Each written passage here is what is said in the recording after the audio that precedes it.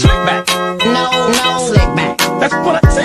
Slick back. No, nigga, I'm a pimp named Slick back. Pimp named Slick back. Pimp named, pimp named, pimp named Slick back. Nigga, are you deaf? I'm a pimp named Slick. Assalamualaikum warahmatullahi wabarakatuh. Perkenalkan, nama saya Asri Ucimaliati. Saya selaku moderator dari kelompok 9 ingin mempresentasikan hasil kerja kelompok kami yang berjudul Akad dalam Asuransi Syariah. Dan yang pertama yaitu pengertian dari asuransi. Asuransi adalah asuransi pada hakikatnya merupakan persiapan yang dibuat oleh seseorang untuk menghadapi kerugian atau musibah yang tidak dapat diduga atau diprediksi. Apabila kerugian itu menimpa seseorang tersebut, maka kerugian itu akan ditanggung bersama atau oleh perusahaan asuransi. Dan yang kedua ada asuransi syariah.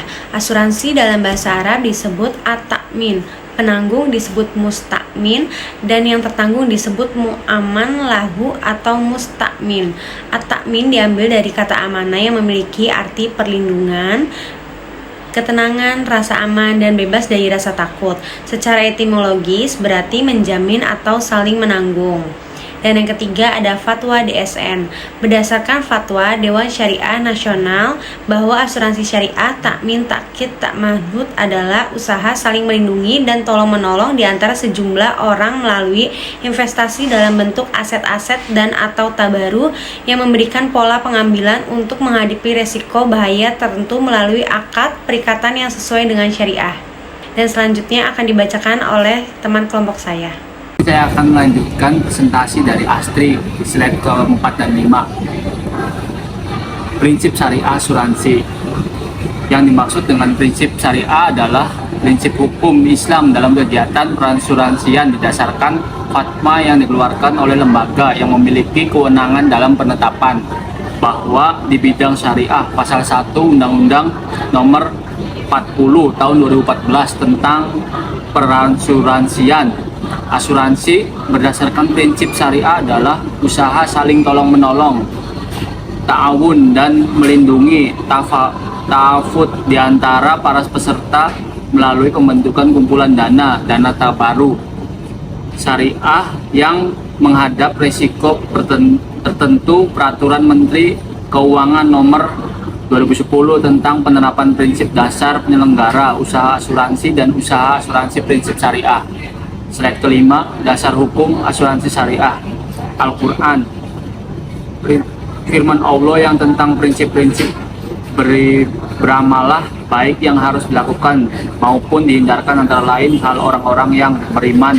Tunaikanlah akad-akad yang dihalalkan bagimu, binatang ternak kecuali yang akan dibacakan kepadamu. Yang demikian ini dengan tidak menghalalkan terburu-buru ketika kamu sedang mengerjakan haji. Sesungguhnya Allah menetapkan hukum-hukum menurut kehendaknya. Hadis Nabi Shallallahu Alaihi Wasallam tentang beberapa prinsip bermuamalah, antara lain barang siapa yang melepaskan diri seorang muslim sesuatu kesulitan dunia, Allah akan melepaskan kesulitan darinya pada hari kiamat.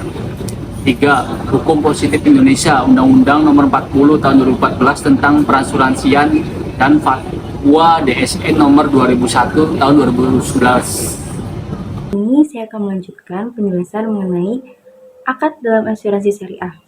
Kemudian, ada berbagai macam jenis akad dalam asuransi syariah. Yang pertama ialah tijaroh.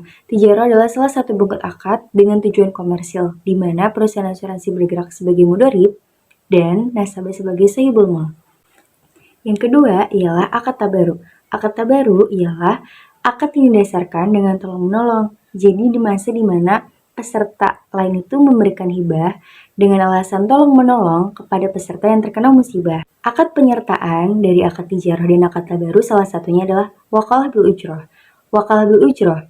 Dalam wakalah bil ujroh itu terdapat akad tijarah di mana dia memberikan kekuasaan kepada perusahaan sebagai wakil dari peserta, dan di mana perusahaan itu berhak mengelola dana tabaru atau dana yang telah dikumpulkan dari semua masing-masing peserta asuransi, dan berhak untuk mengelola dana tabaru tersebut sesuai dengan wewenang dan ketentuan yang berlaku dengan imbalan berupa ujroh atau upah.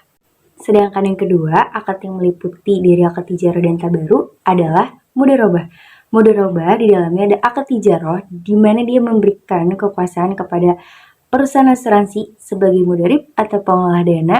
Dia berhak mengelola dana tabaru atau dana investasi peserta dengan imbalan berupa nisbah atau bagi hasil. Yang terakhir ialah akad yang meliputinya akad mudharabah musyarakah, di mana akad tijarah dalam akad mudharabah musyarakah ini memberikan wewenang atau hak kepada perusahaan sebagai mudharib atau pengelola dana. Dia berhak mengelola dana dari dana tabaru atau dana investasi peserta, tapi digabungi dengan kekayaan perusahaan. Sehingga sistem yang berlaku itu sesuai dengan kesepakatan atau kewenangan yang telah diberlakukan. Dan apa yang kita dapat atau dari peserta lain dapat itu adalah bagi hasil